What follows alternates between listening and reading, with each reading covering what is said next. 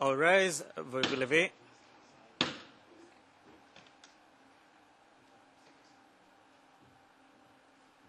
The International Criminal Court is now in session.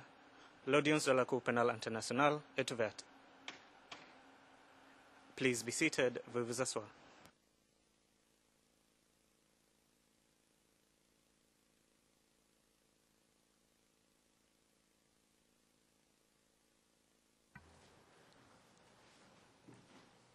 Bonjour, l'audience est ouverte. Monsieur le greffier d'audience, appelez l'affaire, s'il vous plaît. Oui, Madame le Président. Situation en Côte d'Ivoire dans l'affaire Les procureurs contre Laurent Gbagbo. Référence de l'affaire ICC 02 11 01 11. Je vous remercie. Je constate que M. Gbagbo est de retour. Vous vous sentez bien? Est-ce qu'il y a des changements dans les équipes? Pas de changement, Madame la Présidente. Okay. Bon, alors on va recommencer. La parole est au bureau du procureur. Merci, Madame la Présidente. Honorable juge, tel que mentionné hier, donc la dernière présentation de l'accusation sera présentée par M. Gardmetzer. Et tel que mentionné, il est possible qu'elle déborde le cadre de l'heure stricte. Toutefois, je crois qu'il serait préférable de prendre la pause et donc il est prévu que nous arrêtions et revenions dans la deuxième heure. Je laisse maintenant la parole à mon collègue. Merci. Pardon, excusez-moi, je n'ai pas bien compris. Vous dites que vous allez vous arrêter et recommencer après. OK. Pas de problème pour nous. OK, merci. Good afternoon. Monsieur Gardmetzer, bonjour Madame le Président, Madame, Monsieur le juge. Je vais à présent vous présenter les faits et les éléments de preuve pertinents pour l'établissement de la responsabilité pénale individuelle de Monsieur Gbagbo. L'accusation allègue que M. Gbagbo a engagé sa responsabilité pénale individuelle pour les crimes qui lui sont reprochés en tant que coauteur indirect au sens de l'article 25, 3A. Ma présentation portera sur la manière dont M. Gbagbo a contribué à la réalisation des éléments objectifs des crimes. Ensuite, je vais me pencher brièvement sur les autres éléments de la coaction indirecte et ajouterai quelques remarques relatives à l'autre qualification juridique de l'accusation au sens de l'article 25.3d du statut. Madame le Président, Madame, Monsieur le juge, les éléments de preuve établissant un lien entre M. Gbagbo et les crimes doivent être examinés à la lumière des faits incriminés qui ont fait l'objet d'une discussion hier. Ces éléments de preuve démontrent que les 4 incidents ont été exécutés par une structure de pouvoir bien organisée, d'une manière coordonnée et dans la poursuite d'un plan commun. Mais plus important encore, cet élément de preuve montre que les forces pro-Gbagbo ont agi dans la poursuite ou en application des ordres, en exécution des ordres de M. Gbagbo. Et donc, ces éléments de preuve permettront d'établir le lien entre le terrain et les supérieurs. Après quoi, il ne reste plus qu'un pas à franchir pour établir un lien entre M. Gbagbo et les crimes. M. Gbagbo était le président de la Côte d'Ivoire et le commandant en chef de l'armée. C'était lui qui contrôlait de facto et de jure les forces pro-Gbagbo. Je vais à présent décrire la manière dont M. Gbagbo a contribué à la réalisation des éléments objectifs des crimes. Le comportement de M. Gbagbo peut être classé en 6 formes de contribution, dont chacune était essentielle pour l'exécution du plan commun et à la commission des crimes qui lui sont reprochés. Premièrement, M. Gbagbo a défini et adopté le plan commun. Deuxièmement, il a créé une structure pour exécuter ce plan commun. Troisièmement, M. Gbagbo a fourni à ses forces des armes. Quatrièmement, il a coordonné l'exécution du plan commun. Cinquièmement, M. Gbagbo a donné des ordres à ses subordonnés et les a incités à exécuter le plan commun. Et enfin, il a encouragé ses subordonnés à commettre les crimes. Je vais donc aborder toutes ces formes de contribution une après l'autre. D'abord, Gbagbo a défini et adopté le plan commun. Mon collègue, M. Duterte, a discuté des éléments de preuve qui démontrent que M. Gbagbo, de concert avec des membres de son entourage immédiat, ont adopté une politique visant à le maintenir au pouvoir par tous les moyens, y compris en lançant des attaques violentes contre ses adversaires politiques et en ayant recours à la force létale contre eux. Cette politique, Madame le Président, Madame, Monsieur le Juge, constitue un plan commun au sens de l'article 25.3a. Monsieur Gbagbo a créé et endossé le plan commun, un plan qui s'est articulé autour de lui. C'était pour le maintenir, lui, au pouvoir. Et ce plan a été exécuté par des forces sous son contrôle. L'attaque généralisée et systématique sur les partisans perçus de Ouattara, y compris les 5 incidents qui lui sont reprochés, avait un but et un seul but, à savoir maintenir M. Gbagbo au pouvoir. Sans ce dessein spécifique défini par M. Gbagbo, les crimes n'auraient pas été commis. De plus, le simple fait que M. Gbagbo ait soutenu le plan commun et qu'il ait communiqué publiquement, y compris à des membres de son entourage immédiat ainsi qu'à ses subordonnés, constitue en soi une importante contribution à la réalisation des crimes. Les subordonnés de M. Gbagbo, à tous les niveaux, ont commis des crimes, sachant que leur chef incontesté non seulement approuvait leurs activités, mais qu'il attendait d'eux aussi qu'ils fassent le nécessaire pour le maintenir au pouvoir, y compris en commettant les crimes qui ont été commis.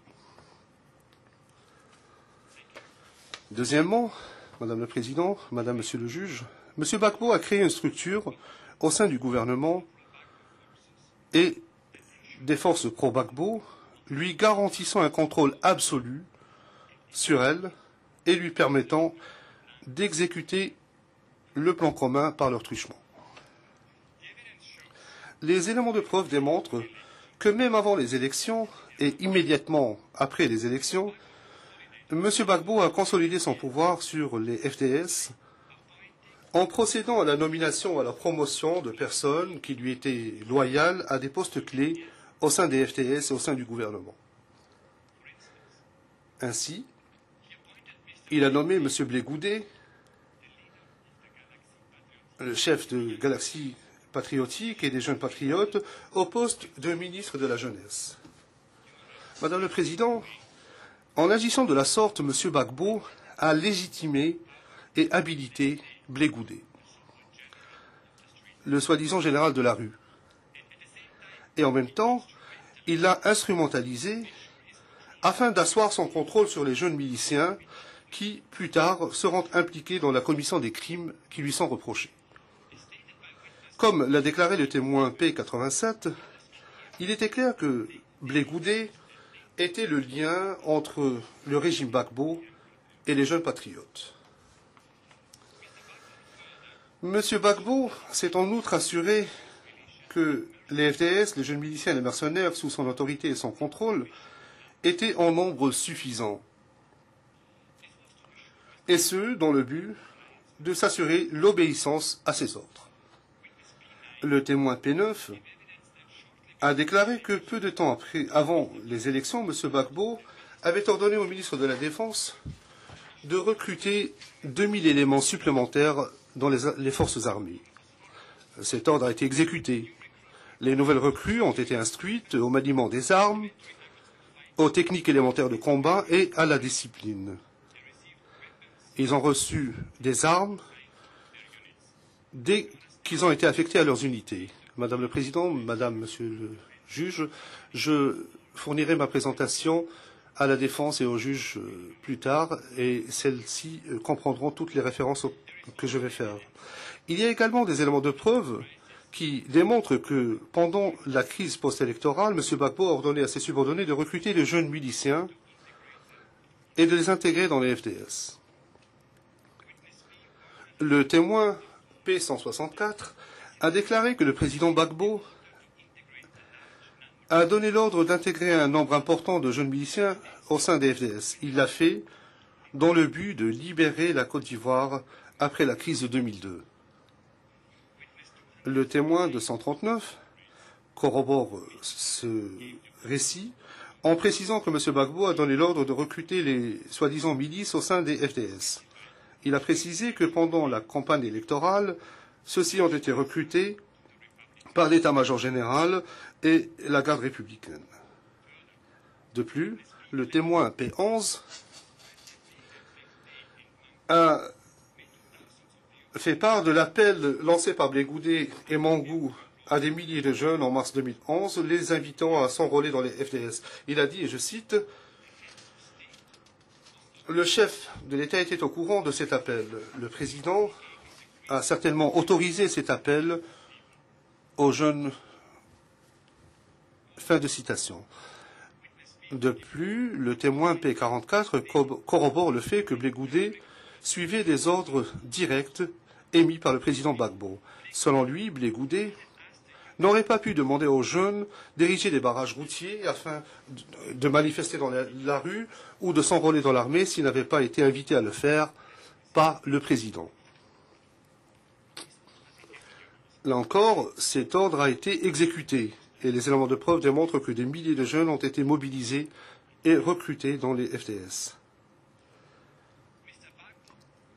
M. Gbagbo a également supervisé le recrutement de mercenaires avant et pendant la crise post-électorale.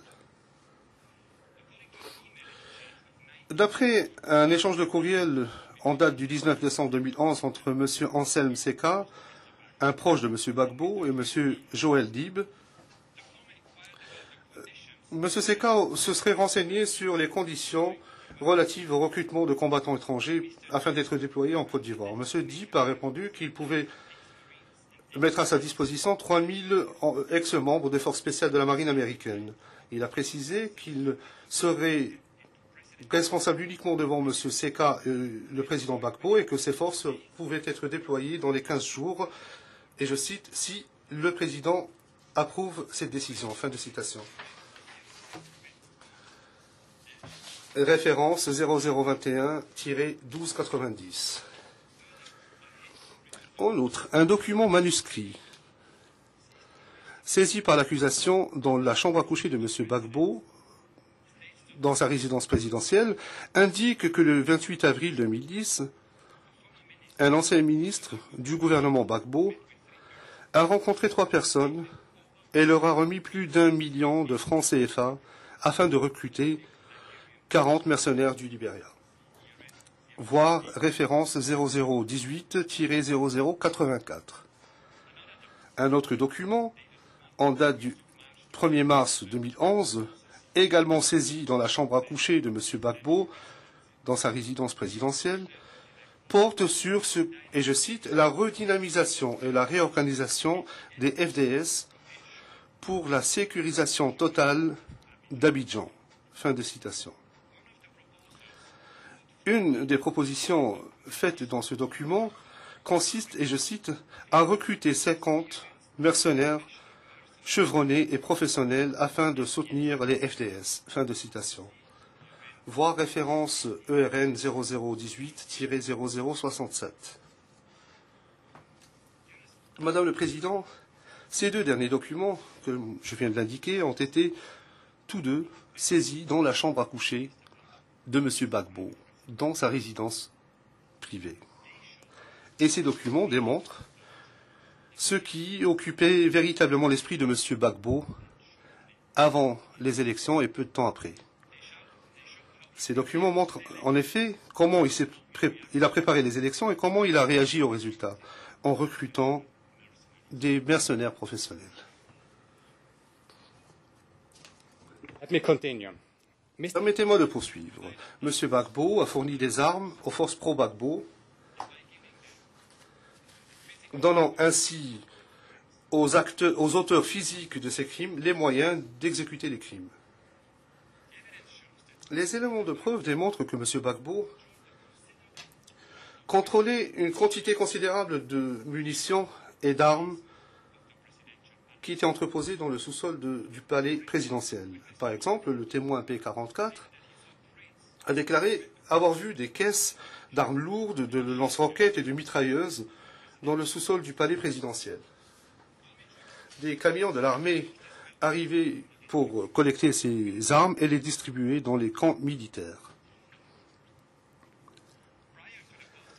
Avant la crise post-électorale, M. Gbagbo avait ordonné à ses subordonnés d'acheter des armes supplémentaires. Le témoin P9 a affirmé que M. Gbagbo était très préoccupé par les difficultés à recevoir des armes. Lors de 3 réunions avec les commandants du FDS, avant et pendant la crise post-électorale, le problème de la réception d'armes et de munitions a été soulevé. Lors d'une réunion en octobre 2010, M. Gbagbo a ordonné au ministre de la Défense d'acheter des armes, y compris des armes de guerre, des armes légères, des mitrailleuses et des grenades. Le témoin P69 corrobore le fait que le ministre de la Défense a demandé au président de signer un document autorisant l'achat d'armes. En outre, une lettre saisie dans la résidence présidentielle de M. Gbagbo indique que le 23 février 2011, un diplomate ivoirien a contacté le chef d'État de la RDC au nom de M. Laurent Gbagbo, lui demandant notamment de lui fournir de l'équipement militaire et policier, voire 0018-0264. Les efforts de M. Gbagbo pour obtenir des armes ont été couronnés de succès. En effet, selon un rapport d'un panel d'experts spécial des Nations Unies, avant et immédiatement après les élections de novembre 2010, des grandes quantités d'armes et de munitions ont été achetées par des membres de son entourage immédiat. Je porte votre attention sur la référence 0021-0125, paragraphe 33. M. Gbagbo, ensuite, fournit des armes et des munitions à ses forces. Le témoin P10 raconte que lors de 2 réunions avec M. Gbagbo, entre M. Gbagbo et les chefs des FDS, réunions qui ont eu lieu en février 2011, M. Gbagbo a assuré à ses troupes qu'il allait résoudre tout problème relatif à la pénurie d'armes et de munitions. Le témoin P107 a entendu dire qu'avant le premier tour des élections, M. Gbagbo avait fourni des armes aux jeunes miliciens, y compris à ceux de Yopougon. Les éléments de preuve démontrent également qu'en dépit de l'embargo imposé par les Nations Unies sur la Côte d'Ivoire, les forces pro-Gbagbo ont été bien équipées et disposées d'armes classiques et d'armes de guerre lourdes dont ils se sont servis pour commettre des crimes. De plus, Madame le Président, Madame, Monsieur le Juge, Gbagbo a coordonné l'exécution du plan commun. Pendant la crise post-électorale, M. Gbagbo tenait des réunions régulières visant à coordonner la mise en œuvre du plan commun. Il était informé des événements sur le terrain et il a approuvé les activités de ses subordonnés. Même si M. Gbagbo ne donnait pas toujours des ordres explicites, il était au centre de toutes les décisions qui ont mené à l'exécution du plan commun et à la commission des crimes qui lui sont reprochés. Le témoin P44 a déclaré, et je cite, que pendant la crise, tous les chefs du LMP étaient attachés au président. Ils ont soutenu M. Gbagbo dans sa lutte afin de le maintenir au pouvoir. Fin de citation.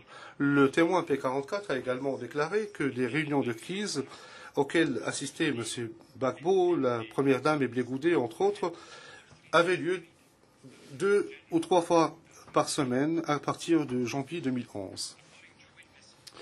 Selon le témoin P46, pendant la crise post-électorale, il y a eu au moins 10 réunions avec le président auxquelles avaient assisté tous les généraux des FDS et certains ministres. Le témoin P10 a déclaré que le président a convoqué les généraux des FDS à 2 reprises au palais présidentiel pour lui rendre compte. Lors de ces rencontres, le chef d'état-major lui expliquait la situation sur le terrain. En outre, Madame le Président, M. Gbagbo a rencontré les dirigeants de Galaxie Patriotique et en particulier M. Blé Goudé, à qui il a donné des instructions. Le témoin P44 a déclaré que Blé Goudé recevait des instructions de M. Gbagbo. Tout ce que Blé Goudé disait ou faisait était approuvé par M. Gbagbo. Blé Goudé transmettait ses instructions aux jeunes dans le but de maintenir M. Gbagbo au pouvoir. Le témoin P11 a corroboré le fait que M. Gbagbo et Blé Goudé étaient très proches et qu'ils se réunissaient régulièrement au palais présidentiel. Les éléments de preuve démontrent par ailleurs que pendant la crise post-électorale, les chefs des FDS se réunissaient presque tous les jours au quartier général. Le but de ces réunions était de coordonner la mise en œuvre du plan commun.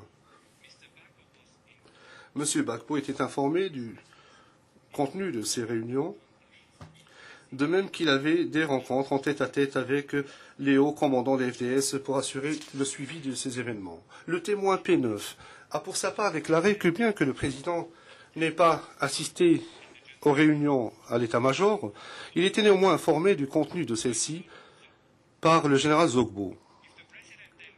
Si le président souhaitait obtenir des informations spécifiques relatives à un événement, il convoquait alors les généraux des FDS à la présidence. Le chef d'état-major de l'armée appelait également le président au téléphone pour lui expliquer la situation. Pendant la crise, le chef d'état-major était en contact constant avec le président et parfois l'appelait même très tard la nuit. Ce récit est corroboré par le récit du témoin P11, qui a déclaré que M. Gbagbo était informé de tous les messages par le général Zogbo.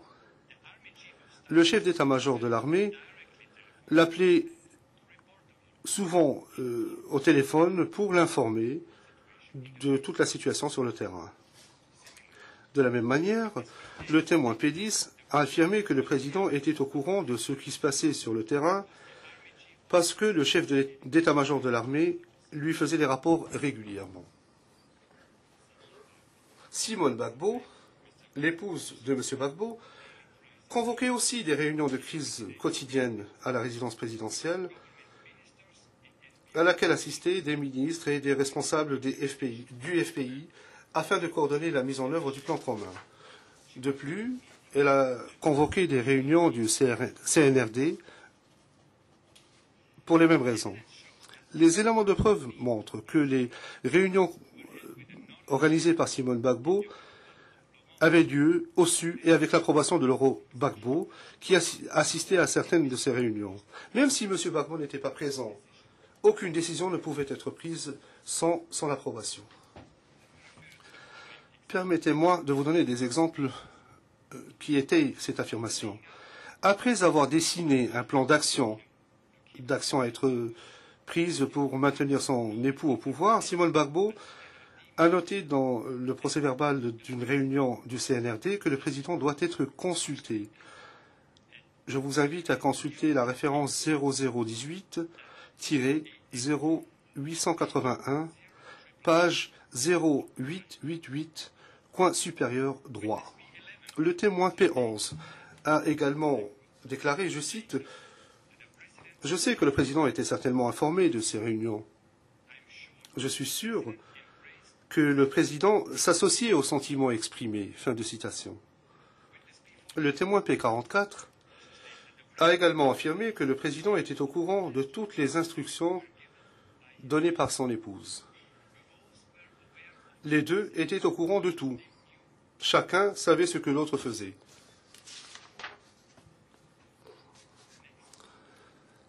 Gbagbo instructed M. Gbagbo a donné des instructions à ses subordonnés et les a incités à mettre en œuvre le plan commun. Les crimes qui lui sont reprochés correspondent aux ordres et aux actes d'incitation de M. Gbagbo et ils en sont le résultat direct. Permettez-moi de passer en revue les différents ordres. Premièrement, M. Gbagbo a donné l'ordre de déployer des forces armées contre les manifestants politiques. En décembre 2010, lorsque les partisans de Ouattara ont commencé à manifester dans les rues d'Abidjan, M. Gbagbo a donné l'ordre aux forces armées de, et je cite, « s'occuper de la situation ». Fin de citation. Cet ordre a mené directement à la réalisation des crimes commis dans le contexte des manifestations de la RTI, ainsi que les crimes commis le 3 mars 2011 à Abobo. Cela a ouvert la voie à l'intervention de l'armée avec des armes de guerre contre des manifestants politiques pacifiques. Le témoin P9 a déclaré qu'en décembre 2010, M. Gbagbo a signé un décret en vertu duquel il exigeait des forces armées, sous la direction du chef d'état-major de l'armée, de prêter main forte à la police et à la gendarmerie. M. Gbagbo voulait utiliser toute la force de l'armée et de ses armes de guerre pour mettre fin à la violence. Interrogé par l'accusation au sujet de cette violence, le témoin P9 a déclaré que les partisans de Ouattara ont organisé des manifestations après l'annonce des résultats des élections. Le témoin P10 a corroboré ce fait en précisant que M. Gbagbo a ordonné au chef d'état-major de prendre le contrôle des opérations. Cet ordre, Madame le Président, Madame, Monsieur le Juge, et c'est important, a dérogé à la manière dont les forces armées étaient généralement déployées. Le témoin P9 a déclaré que c'était généralement la gendarmerie ou la police qui s'occupait des manifestants, car il s'agissait là d'une opération de maintien de l'ordre et on utilisait des armes classiques. À la connaissance du témoin, c'était la première fois que le président ordonnait aux forces armées, avec des armes de guerre lourdes, de mater les manifestants. Si vous devez faire appel à l'armée pour vous occuper des manifestants, eh bien, vous devez utiliser des armes de guerre. Selon le témoin P9, le président voulait que l'on mette fin rapidement à ces manifestations. Il voulait que l'armée trouve une solution définitive au problème. Il a déclaré par ailleurs que tous les hauts commandants des FDS se sont réunis pour discuter des instructions de M. Gbagbo. Ils ont conclu que, d'après leur appréciation de ce qui se passait sur le terrain, l'intervention de l'armée n'était pas nécessaire. Il aurait été suffisant d'envoyer la police et utiliser des armes classiques. Le témoin P9 a dit que l'ordre du président a été exécuté parce que les FDS sont obligés d'exécuter les ordres du président. Le témoin P10 corrobore ce témoignage. Il a ainsi déclaré que pour s'occuper des manifestants d'une manière générale, eh bien, cela c'est le rôle de la police. On utilise des gaz lacrymogènes pour disperser les foules. Cependant, lorsque l'armée est déployée, celle-ci utilise le vaste éventail d'armes de guerre dont elle dispose. Un deuxième ordre a été donné par M. Gbagbo, celui d'arrêter la marche des partisans de Ouattara vers la RTI. Comme vous l'avez déjà entendu dire, les partisans de Ouattara ont annoncé l'organisation d'une marche pacifique vers le siège de la RTI le 16 décembre 2010. M. Gbagbo a ordonné au FDS d'utiliser tous les moyens nécessaires pour empêcher les manifestants pro-Ouattara d'arriver à la RTI. Cet ordre doit être interprété à la lumière d'un ordre précédent donné par M. Gbagbo, à savoir utiliser la force armée contre des manifestants politiques dans le but de mettre rapidement fin à ces manifestations et pour que l'armée trouve une solution définitive à ce problème. Le témoin P10 a indiqué que bien avant les manifestations, des arrangements ont été pris pour composer avec ces manifestations. La veille, le chef d'état-major de l'armée a convoqué les généraux de la FDS pour discuter des mesures à prendre par chaque unité lors des manifestations. Le témoin P10 a indiqué expressément que le chef d'état-major a reçu des instructions en ce sens du président et de 2 ministres.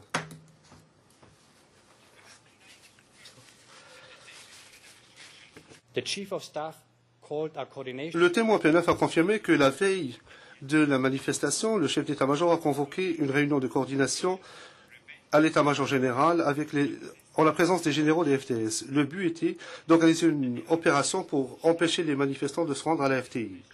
Le chef d'état-major de l'armée a agi sur instruction de M. Gbagbo et cela peut être déduit du fait que M. Gbagbo exerçait le contrôle sur l'armée, que le chef d'état-major avait promis sa loyauté au président et qu'il faisait partie de son entourage immédiat depuis des années. En fait, déjà en 2006, le chef d'état-major a dit de façon claire qu'il consultait toujours M. Gbagbo avant de prendre une quelconque décision. Next, Mr. Gbagbo ordered to lay siege to the M. Gbagbo a donné l'ordre d'assiéger le Golf Hotel et ses résidents. Le témoin P46 a déclaré qu'à l'annonce des résultats des élections, Ouattara se trouvait à l'hôtel Golf. Les FDS, avec ses armes de guerre lourdes et avec le soutien de la police, a empêché les gens de se rendre au Golf Hotel et de le quitter. Et d'après le témoin P44, cela faisait suite à un ordre du chef d'État. Le témoin P44 corrobore le fait que l'ordre de boucler le Golf Hotel a été donné par M. Gbagbo personnellement.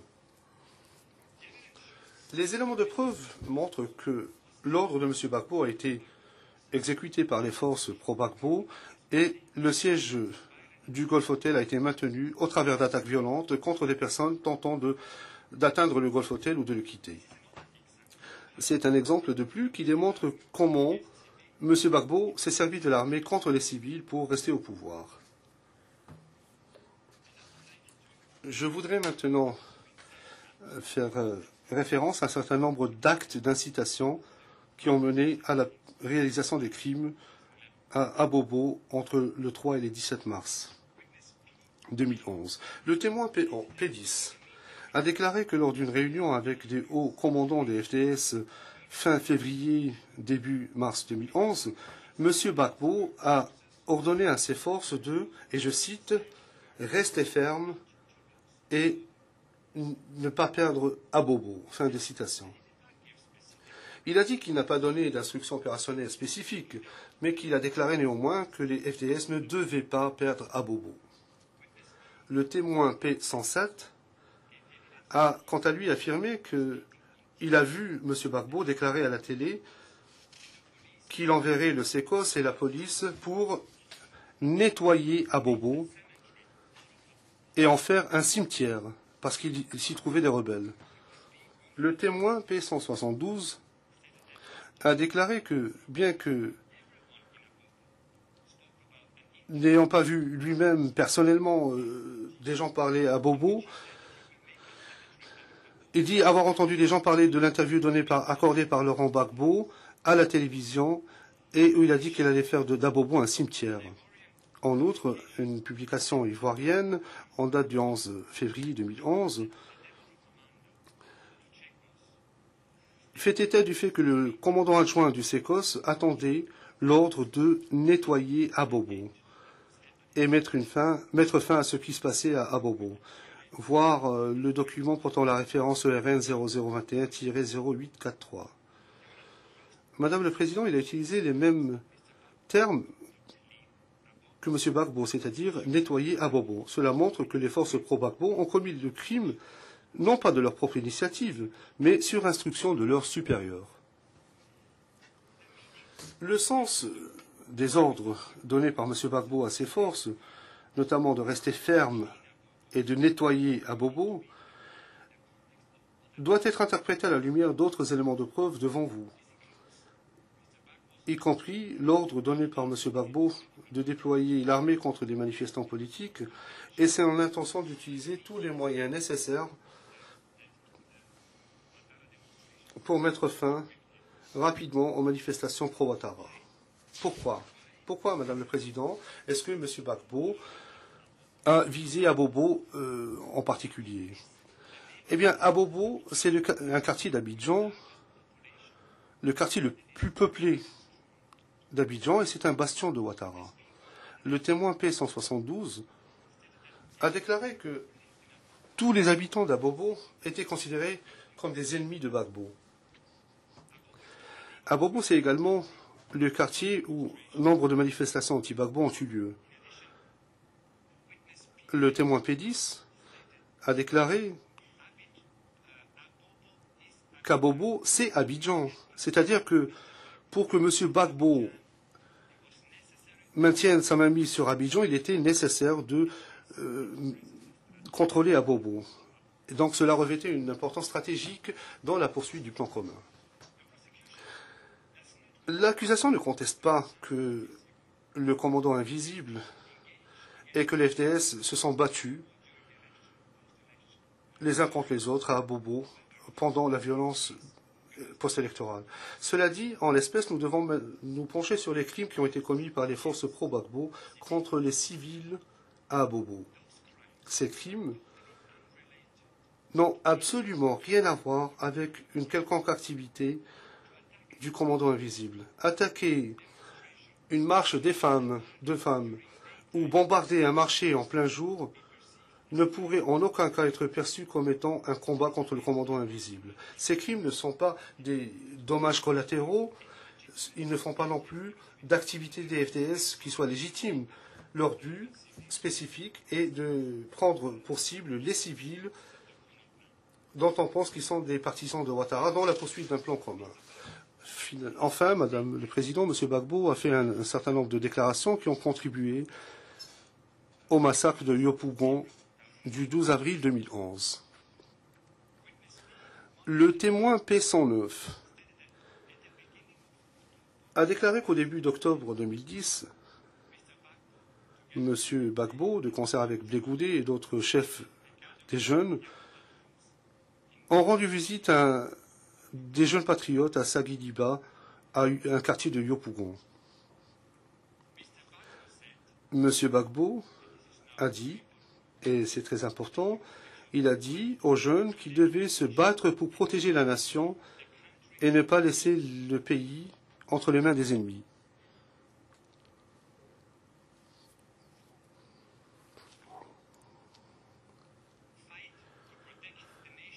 Ils devaient se battre pour protéger la nation et ne pas laisser le pays entre les mains des ennemis. Madame le Président, Yopougon était un bastion de Gbagbo. Après cette visite, M. Gbagbo a assuré, par le truchement de Blegoudé, que ses partisans à Yopougon étaient prêts à se battre. Selon le témoin P108, Blegoudé a visité les parlements de Yopougon à plusieurs reprises. Le témoin P109 corrobore le fait que Blegoudé ait tenu plusieurs réunions avec des partisans de Gbagbo à Yopougon. Ces réunions ont mobilisé un nombre important de personnes et dans ses discours, Blegoudé exhortait les jeunes à protéger leur président et leur a demandé de surveiller leur quartier contre les rebelles. Comme nous l'avons indiqué précédemment, M. Gbagbo a fourni à ses forces des armes. Le témoin P108 a entendu dire qu'avant le premier tour d'élection, M. Gbagbo a fourni aux jeunes miliciens des armes, y compris à ceux de Yopougon. Le témoin P108 a déclaré que des armes étaient stockées dans les parlements de Yopougon et que lui, ainsi que le témoin 109, ont vu des jeunes patriotes armés dans les rues de Yopougon.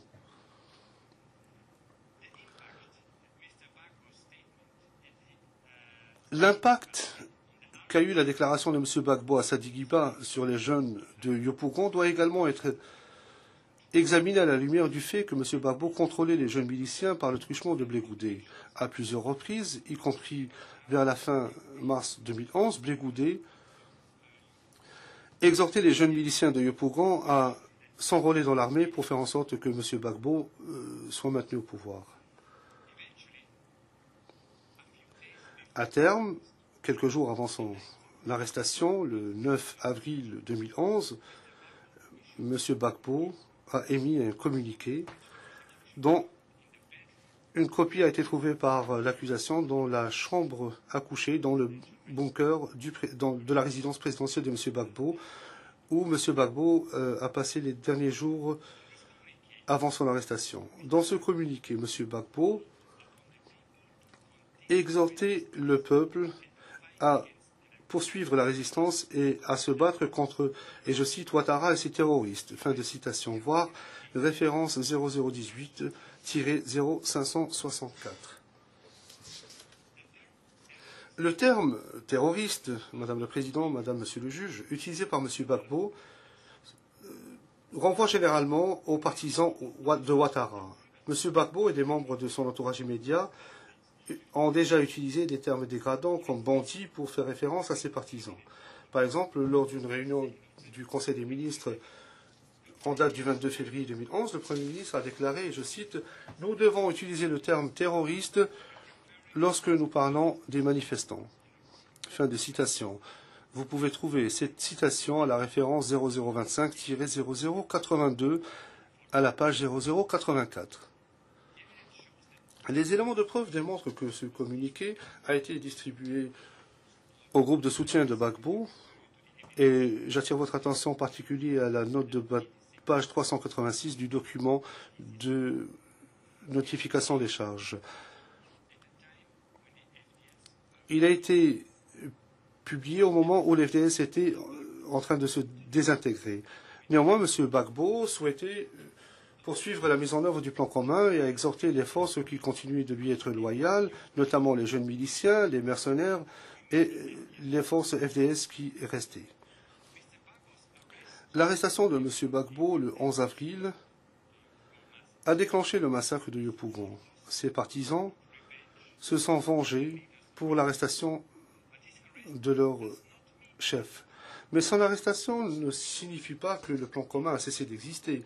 En fait, comme le démontre le communiqué de M. Gbagbo, publié quelques jours auparavant, lorsque M. Gbagbo était déjà assiégé dans son bunker par des forces ennemies et que son arrestation physique n'était qu'une question de temps, il a exhorté ses forces à poursuivre le combat. Il n'a pas demandé que l'on poursuive le combat contre les forces ennemies, il leur a demandé de continuer de se battre contre Ouattara et ses partisans politiques. Il voulait que la lutte de pouvoir violente se poursuive. Cela montre, Madame le Président, Madame, Monsieur le Juge, que le plan commun était censé continuer même après l'arrestation de M. Gbagbo. En fait, comme le démontrent les éléments de preuve, les forces pro-Gbagbo ont continué à commettre des crimes même après son arrestation. Et au moins jusqu'au 8 mai 2011, y compris lors du massacre de Yopougon, survenu le 12 avril 2011. The next form. L'autre manière dont M. Gbagbo a contribué à la commission des crimes, c'est en encourageant ses subordonnés à commettre des crimes. Le 27 août 2010, M. Gbagbo a prononcé un discours devant un grand nombre d'officiers de police à Divo. Dans le cours de ce discours, il a demandé à ses forces spécifiquement de ne pas remettre en cause les ordres donnés par leurs supérieurs. Il leur a indiqué qu'ils ne seraient pas sanctionnés, quelles que soient les mesures qu'ils prendraient. M. Gbagbo, en outre, a encouragé ses subordonnés à commettre les crimes en ne prenant pas les mesures qui étaient en son pouvoir et son autorité pour prévenir, réprimer et sanctionner la commission de crimes. Les attaques de grande échelle et systématiques contre les partisans de Ouattara ont été commis pendant une longue période de temps. M. Gbagbo était bien informé de la situation sur le terrain, entre autres par le biais de ses généraux FDS, mais il n'est pas intervenu. Ceci, simplement, a encouragé les forces pro-Gbagbo à continuer à commettre des crimes pour mettre en œuvre le plan commun. En outre, M. Gbagbo a encouragé ses subordonnés à commettre des crimes en leur fournissant un motif personnel de faire tout ce qui était nécessaire pour le maintenir au pouvoir. M. Gbagbo a dit clairement à ses subordonnés qu'en fait, leur carrière dépendait de son maintien au pouvoir. Le témoin 239 a déclaré que M. Gbagbo avait répété à plusieurs reprises à ses généraux chevronnés des FDS que s'il tombait lui-même, ils tomberaient tous. Le témoin 239 a également déclaré que M. Gbagbo avait promis aux jeunes patriotes qu'il serait incorporé dans l'armée en cas de victoire. Incorporé dans l'armée en cas de victoire. Ces éléments de preuve montrent également que tout au long de sa présidence et même pendant la violence post-électorale, M. Gbagbo versait des allocations mensuelles aux dirigeants des jeunes miliciens. Je vais poursuivre en évoquant les autres éléments de la coaction indirecte, en commençant par l'existence d'un appareil de pouvoir organisé et hiérarchique. Les éléments de preuve montrent que le plan commun dont j'ai parlé précédemment a été mis en œuvre par le biais d'une structure de pouvoir organisée et hiérarchique. Cette hiérarchie était constituée des forces de sécurité et de défense ivoiriennes, les FDS, renforcées par les jeunes miliciens pro-Gbagbo et des mercenaires. Dans le document contenant les charges, paragraphes 59 à 67, l'accusation fait référence à cette hiérarchie comme étant les forces pro-Gbagbo. Nous avons d'ailleurs utilisé cette expression, les forces pro-Gbagbo, tout au long de notre présentation. Les FDS comptent 5 branches qui étaient impliquées dans la commission des crimes. Ces 5 branches sont les forces armées, la gendarmerie, la garde républicaine, le SECOS et la police. Chacune de ces 5 branches était dirigée par un membre de l'entourage immédiat de M. Gbagbo qui devait, en bout de course, rendre des comptes à M. Gbagbo, soit directement, soit par le biais d'un des ministres du gouvernement de M. Gbagbo. Le témoin 9, par exemple, témoigne de ce que pendant la période de crise, le chef d'état-major coordonnait les forces armées, la gendarmerie et la police. Sur le terrain, le directeur de la police était responsable de la direction des opérations de la police, de la gendarmerie et de SECOS. Le soir, ils se réunissaient tous à l'état-major pour faire le point avec le chef d'état-major. Les éléments de preuve montrent également que les FDS avaient une structure de commandement et des chaînes de rapports hiérarchiques clairement définies et que des ordres étaient donnés par les commandants et relayés à leurs subordonnés. Le témoin 9 décrit le fait que pour chaque opération, le chef d'état-major évaluait la situation et ensuite assignait des missions à chaque unité. Il donnait l'ordre de lui faire rapport, il donnait des ordres sur le moment où il fallait tirer et sur la manière de se comporter à l'égard de l'ensemble de la population. Chaque unité, chaque soldat sur le terrain était commandé par son propre chef à qui il devait rendre des comptes également. Ces chefs donnaient des instructions conformes aux ordres donnés par le chef d'état-major. D'après le témoin 9, le chef d'état-major faisait rapport au ministre de la Défense et ensuite au président Gbagbo, soit directement, soit par le biais du ministre de la Défense. Ceci est corroboré par le témoin 11, Madame le Président. Les éléments de preuve montrent également que M. Gbagbo et les commandants FDS étaient régulièrement informés par leurs subordonnés des événements sur le terrain. Les jeunes miliciens. Les jeunes miliciens constituent la deuxième composante des forces pro-Gbagbo organisées hiérarchiquement. Avant 2010 et pendant la crise post-électorale, M. Gbagbo et son entourage immédiat se sont livrés systématiquement au recrutement de volontaires de la galaxie patriotique pour contribuer à la mise en œuvre du plan commun. Ces jeunes, engagés par M. Gbagbo, sont appelés les jeunes miliciens.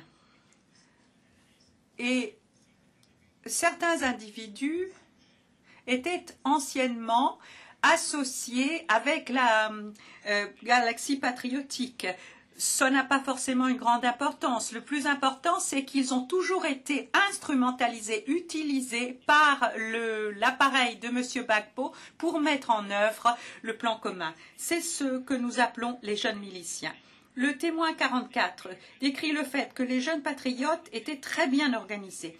Ils disposaient d'une base dans chaque district et chaque quartier avec un représentant pour chaque zone qui recevait des ordres d'un niveau supérieur de la chaîne de commande et transmettait ces ordres aux membres de leur base. Le témoin 44 déclare également que Blé Goudé était le chef de la galaxie patriotique. Il y avait plusieurs sous-chefs et chaque sous-chef avait des responsabilités spécifiques en ce qui concerne les ordres qu'il fallait donner aux jeunes de sa zone. Certains étaient responsables de donner des ordres en ce qui concerne l'érection de barrages routiers, d'autres la surveillance de personnes, d'autres encore l'expulsion de ceux qui étaient considérés comme des rebelles. Beaucoup de jeunes miliciens étaient armés et avaient suivi une formation militaire. Le témoin 44 a témoigné du fait que Blé Goudé disposait de 7000 jeunes qui avaient suivi une formation militaire dans la forêt Banco, à Yopougon et à l'intérieur du pays. Les jeunes miliciens étaient contrôlés par les FDS et menaient des opérations conjointes sous la direction des officiers FDS. Les éléments de preuve montrent que les jeunes miliciens étaient effectivement intégrés dans la chaîne de commandement des FDS. Cela a été le cas non seulement vers la fin de la violence post-électorale, lorsqu'ils ont été officiellement intégrés, mais également bien avant cela. M. Gbagbo, d'ailleurs, s'est appuyé sur les jeunes miliciens comme faisant partie intégrante de ses forces armées tout au long de sa présidence. Pendant toute cette période, il a versé à ses dirigeants, y compris Blé Goudé, des allocations mensuelles. En outre, P164 a déclaré que des jeunes étaient appelés contingents Blé Goudé et que ceux-ci ont été intégrés dans l'armée. Ils étaient pro-Gbagbo et étaient assurés d'une impunité totale pour tout ce qu'ils faisaient. Ils ont exécuté le plan de Blé Goudé et ont constitué les éléments les plus violents à l'intérieur de ces forces. D'ailleurs, ils mettaient en œuvre tout ordre venant de leurs supérieurs, même si ces ordres enfreignaient le droit pénal. Troisième composante des forces pro-Gbagbo, Madame le Président, les mercenaires pro-Gbagbo. Les éléments de preuve montrent que, avant et pendant la crise post-électorale, M. Gbagbo et son entourage immédiat ont systématiquement procédé au recrutement, au financement et à l'armement de milliers de mercenaires venant essentiellement du Libéria pour contribuer à la mise en œuvre du plan commun. Par exemple, P44 a déclaré que Bertin Cadet, le conseiller personnel de M. Gbagbo, avait envoyé les mercenaires du Libéria en Côte d'Ivoire et Pastor Mori, le pasteur personnel de M. Gbagbo, était responsable de l'achat des armes pour eux. Des mercenaires étaient placés sous le commandement des FDS et opéraient de concert avec les FDS et les jeunes pro-Gbagbo. Par exemple, le témoin 9 a déclaré que la garde républicaine était soutenue par des mercenaires.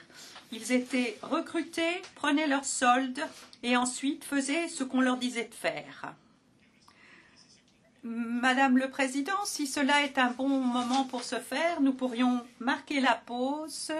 Il nous reste à peu près 10 à 15 minutes après celle-ci. Je pense que c'est le bon moment, c'est bien l'heure. Et nous allons reprendre dans une demi-heure. All rise, vous vous levez.